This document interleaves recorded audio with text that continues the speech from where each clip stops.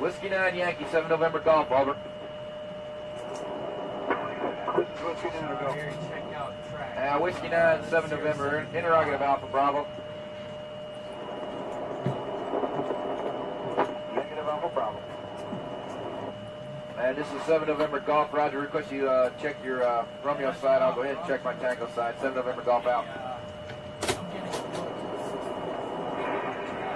November 8-5, And 8-5, 7 November, say again. Roger, I said you can get back 30 minutes before I come up on the 7 November, go. Roger, I copied a while ago, 1 Charlie transmission that my thing is November go, 1 Charlie. And 8-5, this is 7 November, Charlie. 8-5 right now. Now 1 Charlie, 7 November, go. This is 1 Charlie, reference to your lines. You're Brandon 158 extra 5 5 1200 between teams and local. Also request 3 units take ground record to see if we can try to get Whiskey 9 and 8 for pause to the playground. And this is 7 November, Roger, stand by. Got that. Got it? All right. And all units, this is 7 November Golf. My unit Alpha, Echo, X-ray Alpha, Alpha in there.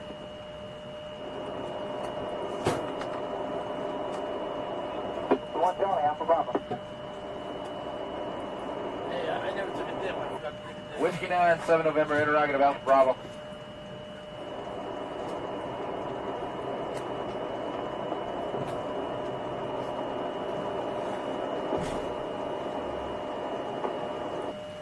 Whiskey 9 Yankee, 7 November Golf, over. This is Whiskey 9 go. Whiskey 9, 7 November, interrogative Alpha Bravo. Hey, thanks for making it to Veterans Info Tap, the CivDiv, and Veterans Daily Live. Now, look, here's the deal. We pulled together now to put this live out to really address some major things going on, in addition to a lot of noise in the YouTube, Twitter, whatever space from all kinds of content creators, some of them actually downplaying what is going on, like it's not really that big of a deal, don't worry about it, which is, quite frankly, the wrong message to send, Clay. I heard and I saw several folks out there really downplaying what was going on, and I will tell you that that's the position that we as veterans have been in for way too long, not knowing what the hell's going on. Then we're hit with things. We go, oh, I wish I would have known. Well, now we're telling people what the hell's going on, and people are going, oh, it's fear mongering. Look, it's all true. These things are true that are happening. We have all of this DBQ, 1.1 million. It's not a made up number. They are using AI through a BI tool to scrub them all for fraud identifiers. There will be, Clay, collateral damage. Whether that's just slowing down the pipeline of regular claims going through, or people getting caught up in something that, we'll call it unintentional fraud. I had no clue. Somebody helped me, and now here I am.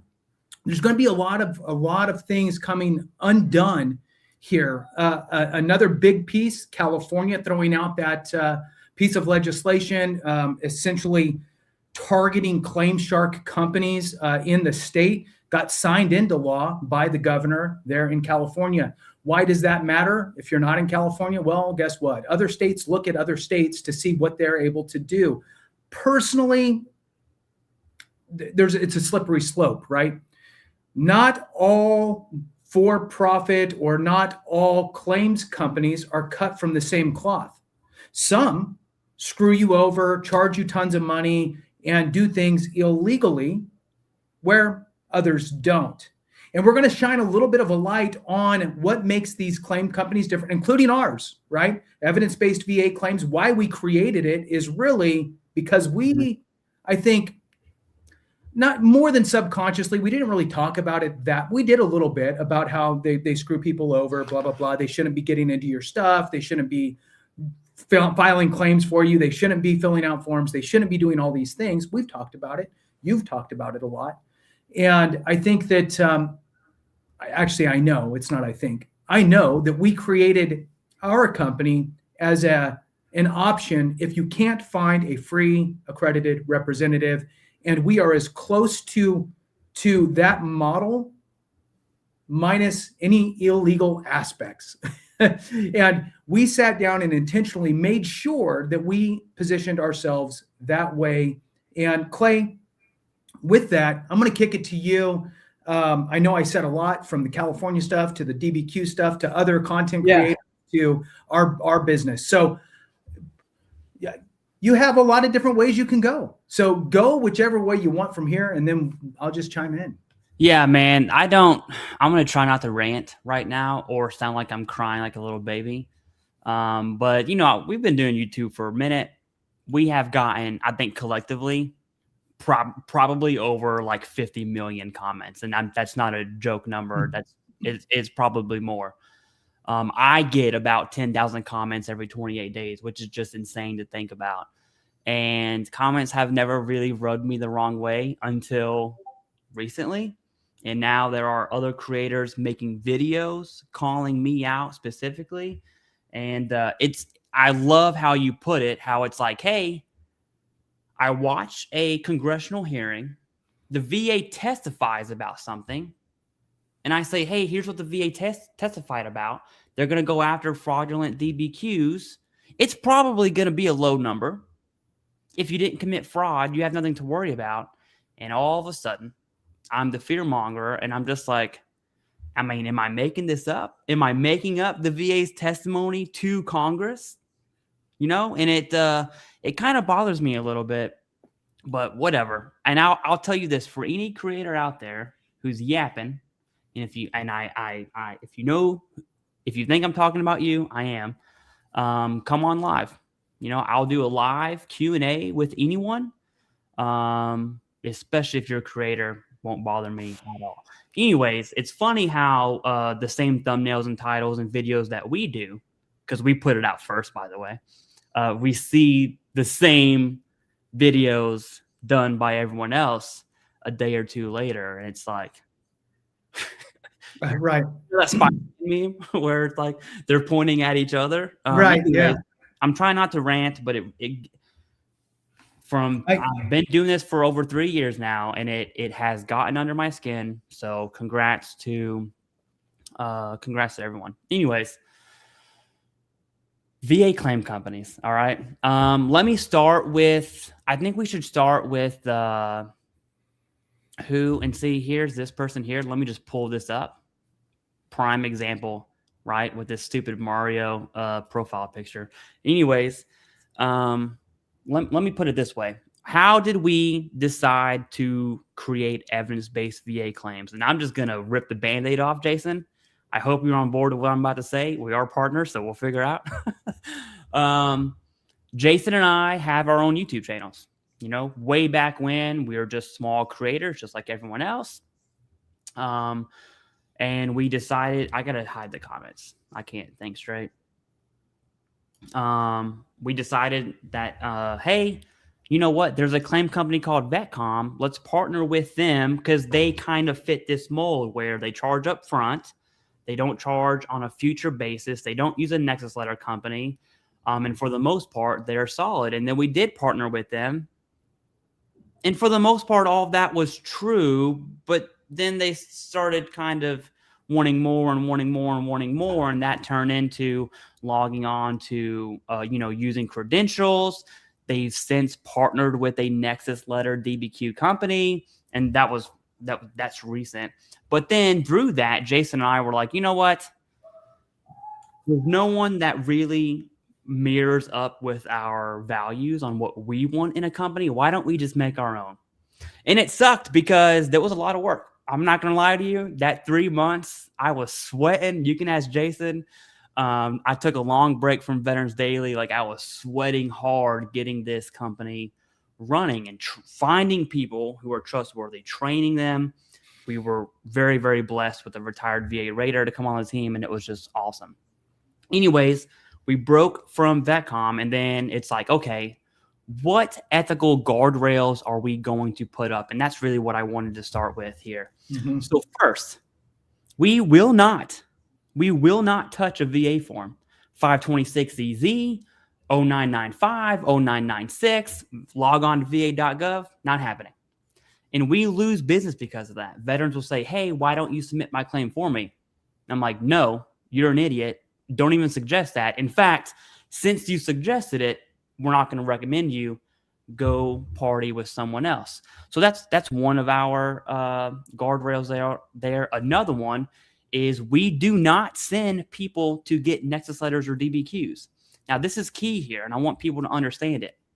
While the TheCivDiv, Veterans Info Tap, and Veterans Daily, we have affiliate partnerships with American medical experts. We do recommend that if you need one, and it's mainly for appeals and difficult secondaries, and that's another topic, use American medical experts, right? The free consultation.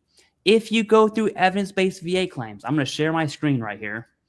I should have had this ready. I totally did not. That's all right. Let me say something real quick on the evidence-based VA claims thing, or on the American medical experts. So on American medical experts, by the way, once all this stuff was going down with the VA really digging in deep and going to do this fraud tool, I personally reached out to American medical experts, talked with them, made sure that they understood that this was happening, and did they have any concerns? And you know what they said? We have zero concerns. Zero concerns because, and this is important, because we treat each individual as its own case, and we write each DBQ or Nexus letter on the evidence that we have presented to us from that individual, period.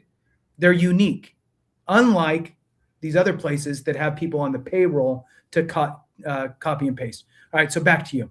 Yeah, no, that's solid. So here's our contract. All right.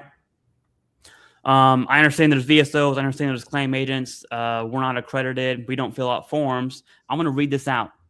This one here. I understand that evidence-based VA disability claims will not recommend another company to provide Nexus letters, independent medical opinions, or disability benefit questionnaires.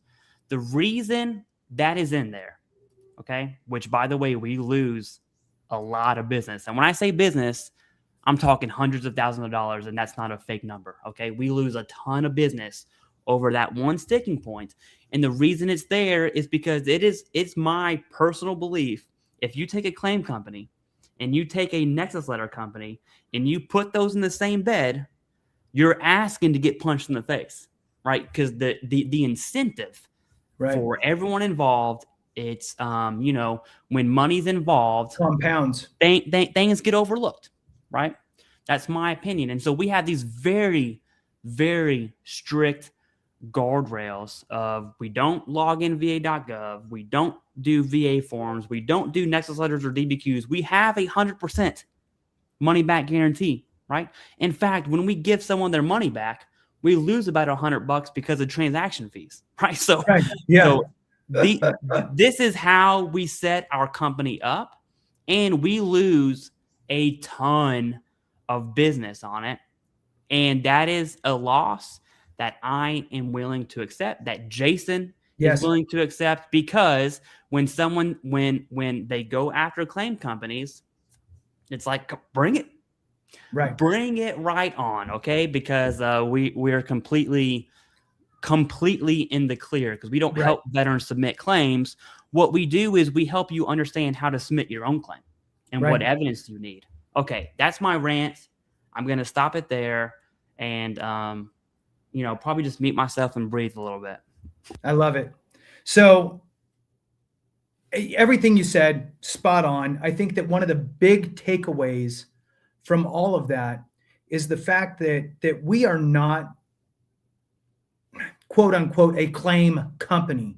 We are an education organization helping to educate you specifically on your nuances of your VA disability compensation claim.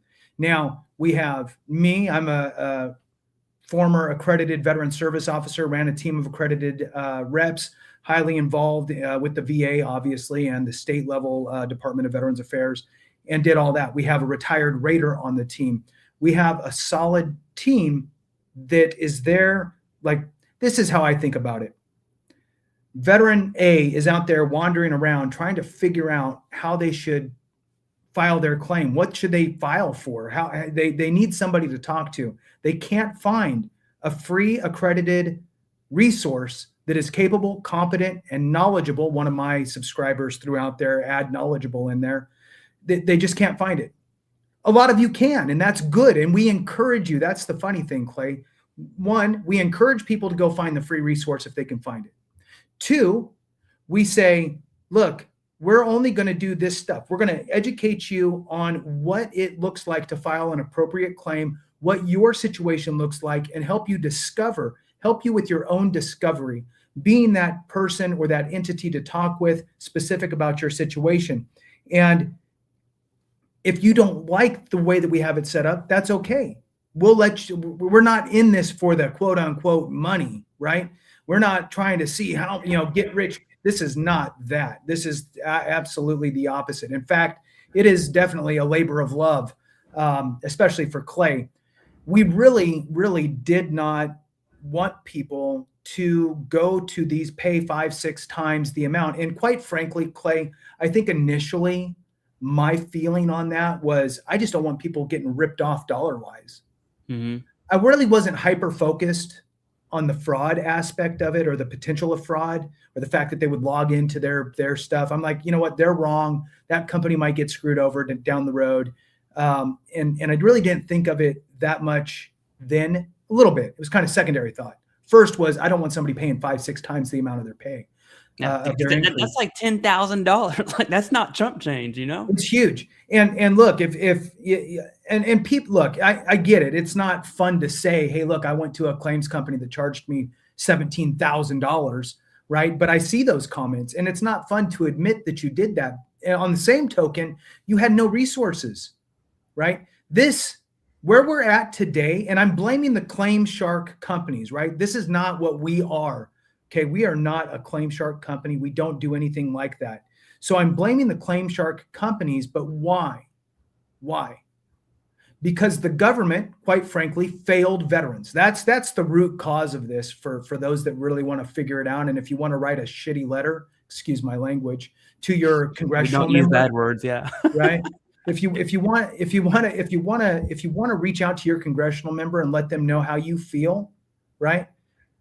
The government has failed veterans when it comes to free, accredited, capable, competent, and knowledgeable resources. And I come from that world. I saw it with my own eyes. I saw it from county to county to county to county to state to state to state. Some were better, some were way worse. And this is what happens when they get reactive because they don't have the money to actually help people. Then all of a sudden they're just order takers. You come in, Veteran A says my back hurts, right? Veteran A gets to file a claim, lower back issue. That's their claim. Veteran B has a back problem, comes to us, and we're talking about back, we're talking about radiculopathy, we're talking about arthritis, we're talking about the sleeplessness causing anxiety and depression, and we're creating a real tangible claim. And so that's the difference that you get because they're so reactive, and it's sad because they're really literally pushing veterans into harm's way. And now here we are. There's going to be a lot, Clay, of collateral damage from beyond the fact of this DBQ is bad. Okay, human looked at it. Yes, it's bad. Mm-hmm. Company X did this. Okay, Veteran X did this. Okay, let's send out the letters to these people and figure it out. There's way more to this, and there's way more moving pieces, I think, than people are giving this credit to. And I'm going to say one more thing. I'm going to kick it back to you because this is just going to irritate you again. So sorry. And so this is why it makes me mad and irritated and upset when you have people downplaying any of this. They're like, it might not even happen. They didn't give a hard date, and it's IT stuff and it's probably not even going to work and, blah, blah, blah. And it's not a big deal. And, there's only be like 3 people that are involved. Who cares? Well, first of all, I care about the 3 people too, especially if it's unintentional fraud. I don't really care about the people that did it knowingly, right? So let's get that part straight. It's the people who unknowingly submitted something or had a company submit for them thinking they're helping me and they're helping me legally. Those people are screwed. And then anybody who did their own on them for themselves, printed it out, took it to their doctor did it, but the doctor made it look funky somehow. And now it gets flagged. And now they got all this stress and anxiety. There's so many other things, Clay. But before that, I'm going to kick it back to you because I'm still irritated that people are downplaying what's happening. Yeah, no, the downplaying thing is definitely a topic that I want to talk about. But first, something I realized, I want to say it was last week. I was talking to Raider HQ, who's also in the chat. Great channel, by the way. If you don't follow him, you should. Man, what was it? Oh, VFW. Okay, so the VFW, lifetime member, by the way. I've been to their national conventions. I've had higher up VFW people in my basement right here. So I'm a big fan of the VFW, and they are the champions of really this anti-claim shark. You know, they created the term claim shark and gave it a definition and everything. And so you have the VFW there championing the GUARD Act, the anti-claim shark, everything all the way back. I mean, it was kind of during COVID, maybe before, but really after COVID, after PACT Act, you saw the VFW just go all in on claim shark stuff. Here's what I realized last week, because that has been, 3-4 years ago now. Here's what I realized, and this is what bothers me, is that, okay, the VFW's anti-claim shark, got it. What have they done to make their service officers better? Right. And I mean that. Yeah. Now, I know the answer. It's nothing. Right. It's absolutely nothing. What the VSO community, and now I'm talking about all of them, what they have done is point fingers and say, no claim shark, you suck, this, you. But occasionally I want to talk about me, country song. Right. Anyways, that's an older country song. But they fail to realize that they are the root cause. Now, we can talk about funding, and I know you're passionate about that, on the lack of dollars for county service officers. But that's not for veteran service organizations. In fact, the American Legion, I want to say in 24, recently, within the last few years, they spent $33 million on postage, on mail. Okay. Now there's not a single person on here that can convince me that one, they should be spending that much mail. But I get it. It's an older audience within the VSO community. Got it. Mails, and they read their newspaper. People my age, I don't think I've ever held a newspaper, to be honest with you. Don't make fun of me.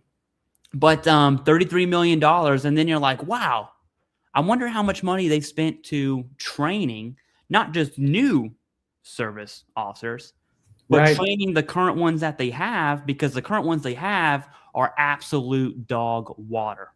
Right.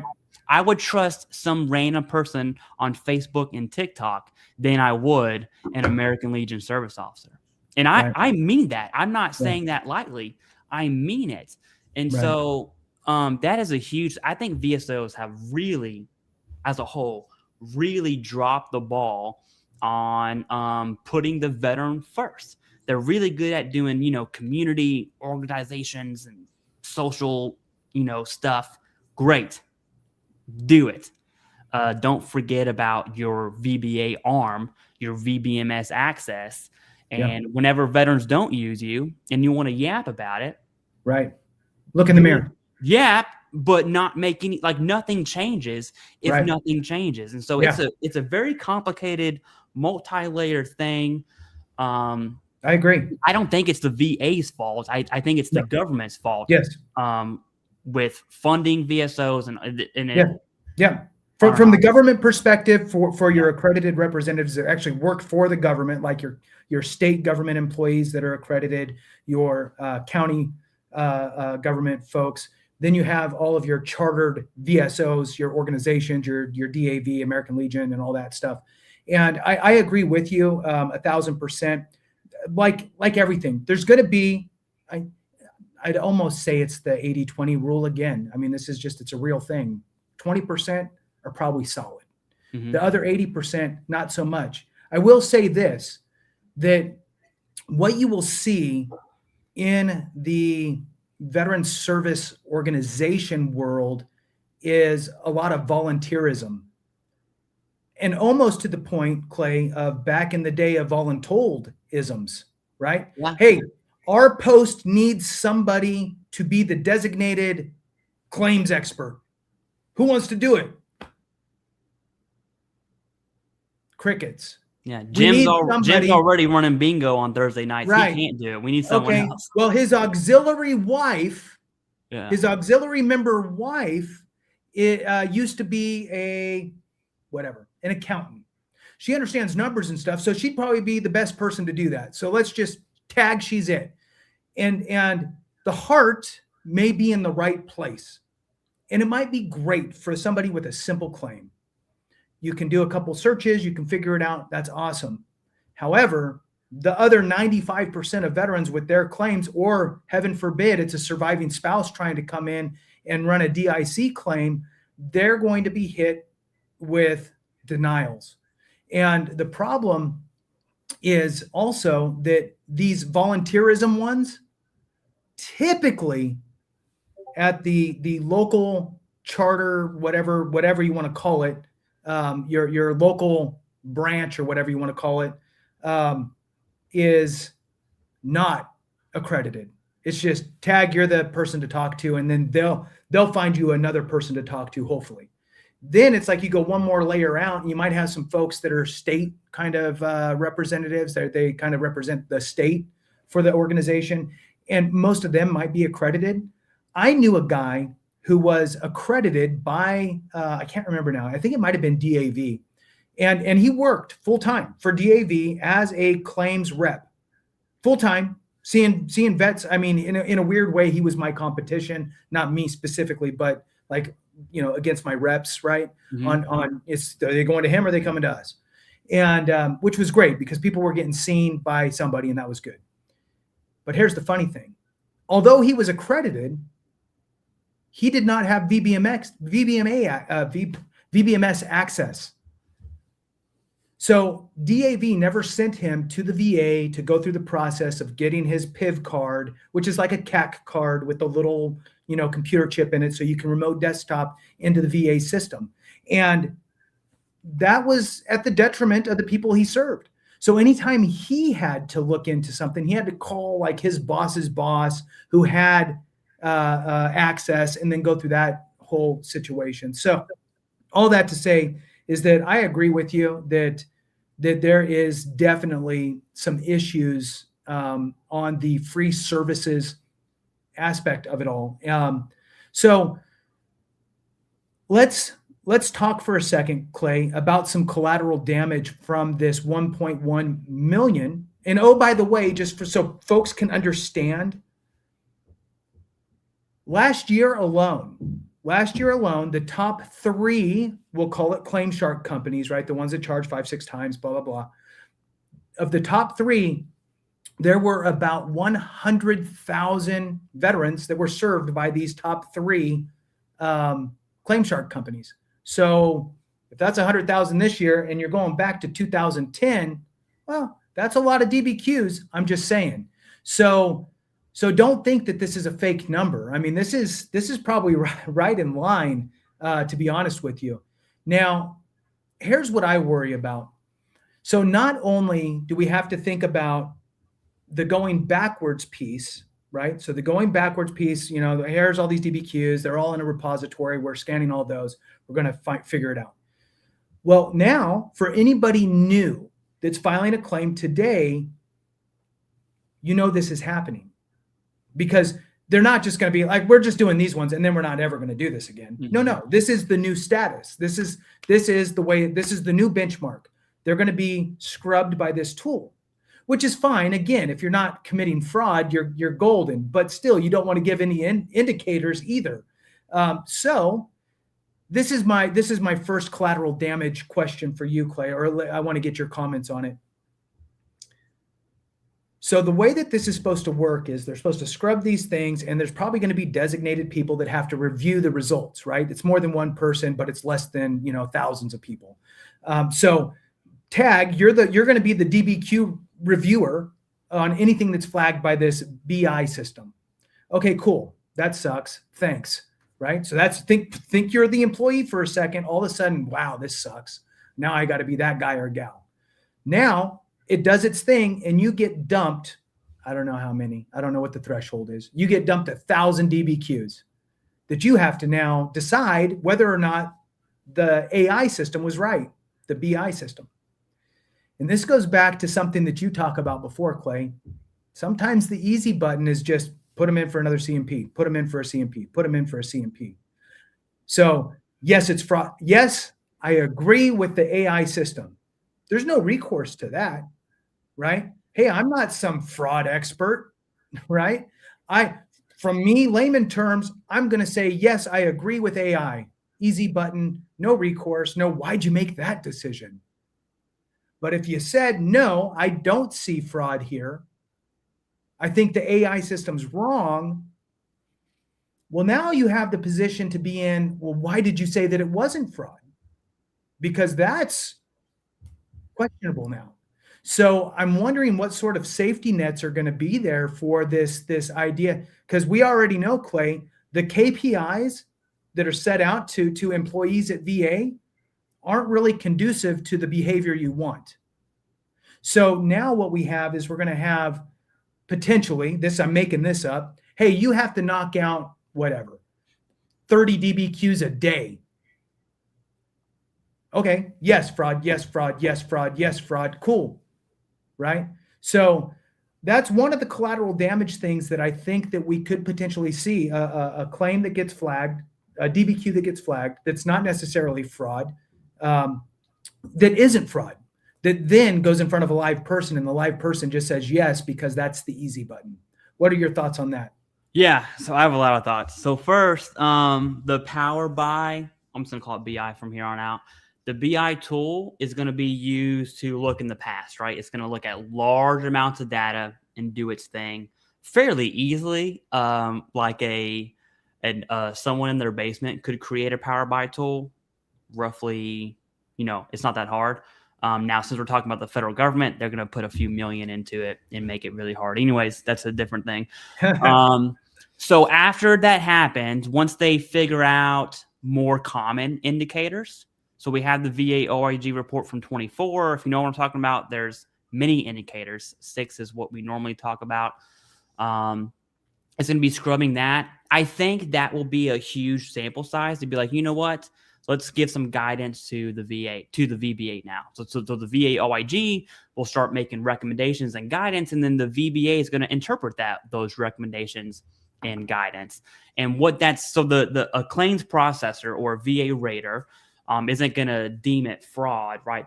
They don't have that judicial kind of authority, but they will say inauthentic.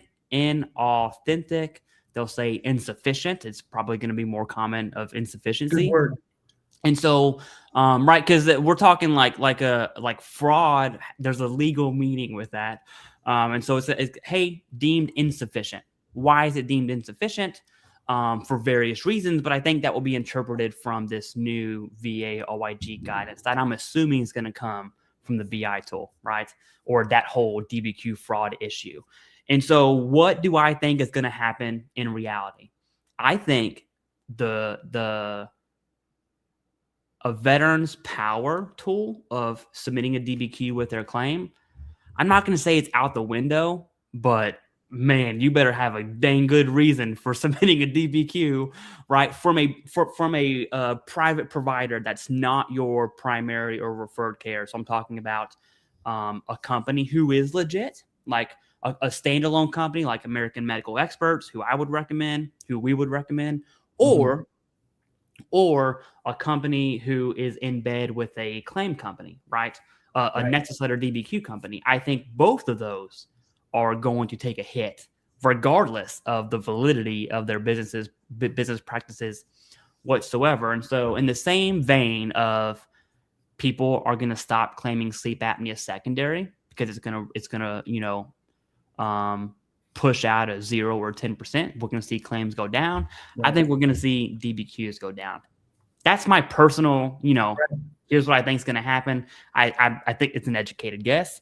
But what that means for the veteran is who you have to rely on. It's CMP examiners, right? And what it does, in my opinion, is it places the veteran between a rock and a hard place, where now the biggest variable is the CMP examiner, who, by the way, from what a private DBQ company is, that's exactly what a CMP exam is, right? It's just contracted by the VA. They're not your primary care. They've never seen you before. They don't even know your name. You're lucky if, I know we have some CMP examiners in the chat. I love you. Not all of you, though. You're lucky if they even review your records before you get there. But then in the same vein, if they review your records before you get there, they could even have some preconceived notions of what benefit of their own opinion, right? Ooh, I already know I'm going to write a negative Nexus. And so now it's like, do I even want you to read my records before I get there? You're in this weird spot. And what it does is it takes control away from the veteran and it gives it to the federal government. And I said it that way because, taxation is theft and independent and libertarian is the way to go. Anyways, that's what it does. It takes power away from the veteran. Now, let me say one last thing and I'll kick it back to you. If that's the case, in which I do think that's the most plausible or most probable case, if that's the case, what I would rather the VA do is just strip public-facing DBQs off altogether. Yeah. If we can't use them, don't give them to us. Just take them out. Now we know under the Biden administration, I believe it was Christmas Eve. It was Christmas Eve or New Year's Eve, right around that holiday. Where the Biden administration signed into law, not just passed or introduced, signed into law, the VA secretary, by their own discretion, nothing else, they can delete public-facing DBQs off of the VA's website. And once that happens, that's it. Like if the VA receives a public-facing DBQ, immediately they were like, insufficient, right? I would rather the VA just make a hard line decision instead of putting veterans in this gray area, because if they did that, all of a sudden, these claim companies who are in bed with DBQ companies, gone. Like gone. Like that is gone, right? And it does harm veterans. Yes, I do agree with that. But I also think playing in the gray area where a veteran would pay for a DBQ, but then attend a CMP exam anyways, you might as well not have paid for the DBQ in the first place. I agree. Because if you're paying for the DBQ, you shouldn't have to go to the CMP exam, honestly, because it's the same thing. I get it. So I do disagree with you on the elimination of DBQs really causing any sort of real issue. And the reason why is because it's a blank form. The DBQ itself is nothing. It's a form. All it is a format to really articulate the severity of your situation as it correlates to the rating schedule, right? So it's the same. If you said the same things that you would say in a DBQ, but you just put it on a doctor's letterhead and just wrote it all out, suffering from migraines from this time to that time, blah, blah, blah, impact to earning capabilities and all these different things that would warrant, let's say, a 50% rating, it's as good as a DBQ. It's a doctor's letter that is stating the severity of your condition directly as it relates to the rating schedule. And that's really where the power is. That's where the rubber meets the road, is the verbiage in the rating schedule, not a blank DBQ. Doesn't mean anything. It's just a tool to get them the information in some sort of a structured way. So that way the VA, whoever's looking at it, doesn't need to flip through 1,000 pages trying to figure out your severity. And this is where people go wrong when they're filling out DBQs or taking them to their doctor and having their doctor, complete a DBQ, who is not a professional in VA benefits, is they don't know anything about the rating schedule. So they're just putting in whatever they're putting in about your condition in the DBQ, but not necessarily as it relates to the rating schedule, which then could leave the VA in a position of, well, I don't have all the information I need in this DBQ because it was filled out by some doctor who doesn't know anything about VA. And yes, it's completed, but I don't know what rating to give because they didn't give me what I really needed to cross-reference to the rating schedule. So therefore, I'm now forced to order a C&P exam. Now, if you go to like American Medical Experts, again, for example, and look, at no time, and this is just a disclaimer, if you will, we never say you have to use anybody. We just know them. We know they do good work. We know that they're solid. Get a free consultation and make an informed decision. That's it. So utilizing an organization like American Medical Experts, well, we know that they understand the VA claims process and the rating schedule for your specific condition. And so they're going to ask you specific questions to really dial in your severity as it relates, again, to the rating schedule so they can embed that into the DBQ. Take DBQs away. Cool. I'm just going to write it. I'm going to create my own form. I'm going to create my own form that knocks out these things for the rating schedule. And I will still be in business as a severity rating organization, not a DBQ company, but I'll rate your severity. What I think the appropriate move for the VA would be, and you've mentioned this before, Clay, as well, and I'm 1,000% on the same page. I think the appropriate move is the VA should be required to complete any DBQ for any claimed condition by any veteran. What that means is the veteran could not be signed. I got out 7 years ago. I have zero relationship with the VA. I don't even qualify for healthcare with the VA at this point. But I'm going to file a claim for these 6 conditions. And I should be able to walk into the VA, show them my DD-214 that I'm honorably discharged or whatever, that I can file my claim, and that here's my claimed conditions, and they should have to do my DBQs for me. They should be required to. I think that that's the appropriate move. If you want to control the information received, there you go, right? So that's my take on that. Back to you. Yeah, and it even goes, I think that would be a big step for the VHA to do. I think the easiest step is those who do have a primary care, who are seen, who have a referred care. Why is it? So let me just tell you who my referred care people are. I have a primary care, Dr. B at the VA, DC. She's awesome. All right.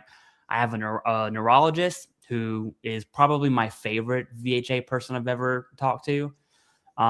There's a mental health person I kind of speak to, but we don't get along because they're the enemy in my mind. They keep asking me dumb questions. Yeah. and there's revisiting trauma. It's not a good time. And then a dermatologist, right?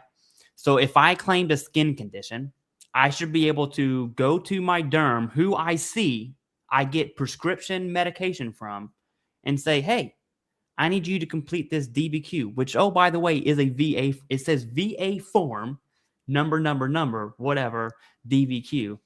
And the answer I'll get is, no, it's a conflict of interest, right? Or I don't have time. And it's like, you are my own, you are my only source of healthcare. This DBQ form is supposed to be completed by those who see me. It's you. Not only are you the VA, but you are you treat me. What do you mean you're not going to fill it out? It's so dumb. And so now it's like, all of a sudden you start seeing, oh, I understand how these claim companies who charge 4, 5, 6 times the increase, I see how they have a business. And let me just be clear here. While we both disagree with, a lot, the future increases, the 4, 5, 6 times increases, doing your claim for you, C&P exam prep, we disagree with all of that. Let me tell you this. If they didn't have results, they wouldn't be bringing in millions every year. Okay, every year. And so you can yap. We have yapped about them a lot, but they get results, right? And so we've created evidence-based VA claims where we also get results. You can see them. I mean, they're clear as day. I post them all the time at a lower charge, right? And so you can yap all day about Claim Shark this and Claim Shark that, but you have to understand how veterans got to where they're at, right? The most common veteran that reaches out to us, which, by the way, I answer every email. There's a whole process through the chain. I eventually answer all of them, and I review every email. The most common veteran, here's what it looks like for people who reach out to us. They went to a VSO and had a poor experience, whether they used them before and the VSO said, hey, you should be happy with what you got. You're at 60% or whatever, or they just simply had a terrible experience that will vary. And they're like, hey, I'm done. I want to try a different avenue. That's the number one person who comes to our company. Okay. I would assume it's the same, if not very, very similar to all the other companies. Right. And so now it's like, well, what do you tell the 66-year-old veteran who tried a VSO, it didn't work out, they're upset with the VA, their VHA provider won't complete DBQs? What do you tell that person? Oh, don't use a Claim Shark, just go see Miss May down at the VFW. You'll have to get through your lung cancer because all they do is smoke and drink in there. But if you can get through that, man, you can submit your claim. That's what you're going to tell them, right? And so for anyone who's like down, or who's just like, I would say, slapping claim companies, I would argue that they sound exactly like the VFW, where it's all y'all's problem. We're perfect. Our VSOs are perfect. It's like, well, the 2 encounters I had with the VSO from various organizations both sucked. So, right. Yeah. It's definitely not the same. I mean, throughout the nation, and there has to be something there for those that don't have that access. And that's why we ended up doing this. I got 2 things because I know that we're running a little short on time. So one is, I just want to throw out that, and then I have a conspiracy theory for you because I know I love a good one. I know you do. So here's the first real piece though. And I just want your quick thoughts on this, then I'll get to the conspiracy theory thing. So I believe that this is the VA's effort to target these companies specifically. They didn't see a path through other legislative ways. So they're looking at this as a path to find, this company did 400 of the exact same DBQ, that type of stuff, and then go after them that way and get them for like going after Al Capone for taxes, right? That type of thing. Mm-hmm. So what are your quick thoughts on that? Then I got the conspiracy theory for you. Yeah, I totally agree. The Congress removed VA's ability to go after criminals between the VBA stuff way back, like over 20 years ago. All these companies emerged, and they can't do anything about it. That's it. Like, they can't do anything about it. Now, the VA OIG can investigate fraud. They can indict, and then the state attorney general, the AG can indict, sorry. And then the VA OIG will likely testify at the trial. And then if that veteran / claim company / DBQ company is convicted, you're going to prison. Right. Now, I don't know who will go to prison in that group. That is for the courts to decide. Right. But someone is going to prison. I do know. Right. And if it's a veteran that's working with one of these companies and unbeknownst to them, there was fraud that happened and this person did 70,000 DBQs like that, the veteran will probably be safe. Now, safe from anything major, except for if your claim is done fraudulently, they might reduce you. So that piece would be severed, right? So then you got to come back and do it. So a quick note on that is, if you think, hey, I did this, I went through companies, I got DB, they did that, they mailed it off for me, I don't even know, I didn't even read it. It might just be smart. I'm just saying, if you haven't been to the VA for your specific condition, probably start going, and documenting the severity of your situation, just to start getting it on paper if you haven't done it anything like within the last year, right? Just a reminder. Don't just take a bunch of Motrin at home and lay around thinking that you'll just deal with it. Go get it documented. All right. So here's the conspiracy theory piece. Okay. All right. So the VA, the government, including the VA, right? Whatever. All the puppet masters out there want to reduce spending. They look at the VA and they go, my God, it's a ton of spending. It's a ton of money. And it doesn't look like it's coming down anytime soon because the percentage is going up on people that are filing and their claims are getting bigger and bigger. Hey, I got an idea. There's all these different protections and we need to get around all of this. A lot of these claims have been around for more than 5 years. It makes it harder to unravel what's already in place. The 5-year, 10-year, people that are 55 years or older, the 20-year, all these different rules. And we're not going to get Congress to change any of that stuff. So what's our one workaround? Well, if there was fraud involved, well, then you could sever stuff and reduce your payments. Okay. Well, how do we do that? Well, start just looking at all the evidence and start flagging stuff for fraud and see if there's anything that sticks. Okay. Well, with AI, we could do that real quick. All right. Well, let's do that. So could this be an effort to not just find fraud, but to really just even sadly pull people in that didn't create fraud and label them as fraud, have an uphill battle because they know veterans don't treat themselves very good. A lot of vets don't follow up with treatment. They don't document their stuff and they just kind of limp around, right? If they get labeled as fraud and, hey, prove it. Oh, well, I can't. I didn't really document much. Could this be a way to eliminate some debt? Well, yeah. So I do love me a good conspiracy theory, but I am team no on this one. Okay. There's a few reasons. One, the VA will not throw the word, like we're using fraud very loosely here. The VA will not throw fraud, an accusation like that, unless they're sure, right? And so if they investigate, you're not going to know. Right. You're not going to know until that indictment hits you. Someone's going to serve you papers. Right.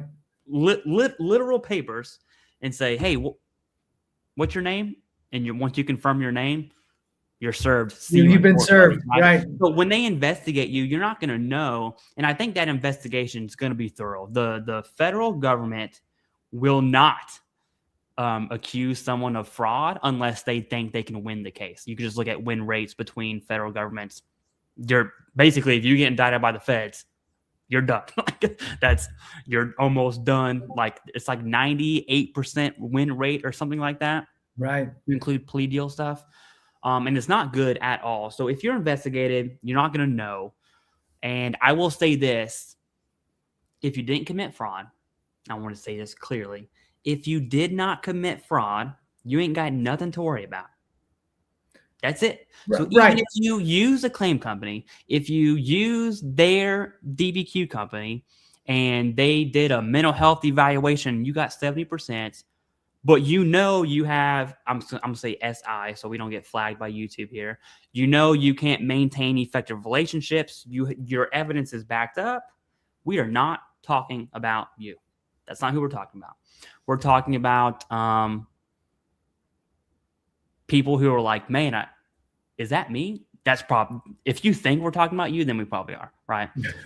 If you refuse your CMP exam, if you know. And that's a big one, right? Clay, explain how that happens. So just so you could say it, explain how the claim gets submitted, the evidence is reviewed, and then you submitted a DBQ from wherever, and they're looking at all your evidence. They looked at your DBQ, and then now they say that you should get. Why should they say that you need a CMP exam? First of all, why would they say? Yeah. Why do they? It's my opinion. They're rubber stamping everything. Yeah. But pretend that's not the case. That's the real answer. But there's another answer where it's like, man, this is, this DBQ is insufficient for whatever reason. And then the veteran is getting advised by people who I would not listen to, say, ref 38 CFR, blah, blah, blah, blah, blah. My fully developed claim is sufficient. I've submitted all the evidence for service connection criteria, whatever statement they give you. You can absolutely, technically submit that and not go to your exam. And a lot of veterans are service connected on that basis. There's a YouTuber who I will not name, but I want to so bad, but it wouldn't be a good look, who recommends veterans not to attend their CMP exam. And they will say, reference this code and blah, blah, blah, blah, blah. I'm telling you that's bad, right? And so if I'm as a former VSO, I agree. If I'm investigating, right, like the Power BI tool does its thing, there's a human input, and I look at this case, and I see a private DBQ that's a little weird, and it happens to be similar to a lot of other DBQs I'm looking at, and the veteran didn't do a CMP exam. If I had a pile of no, yes, that's going in the yep. Right. That's the next step, right? I'm not saying they committed fraud, right?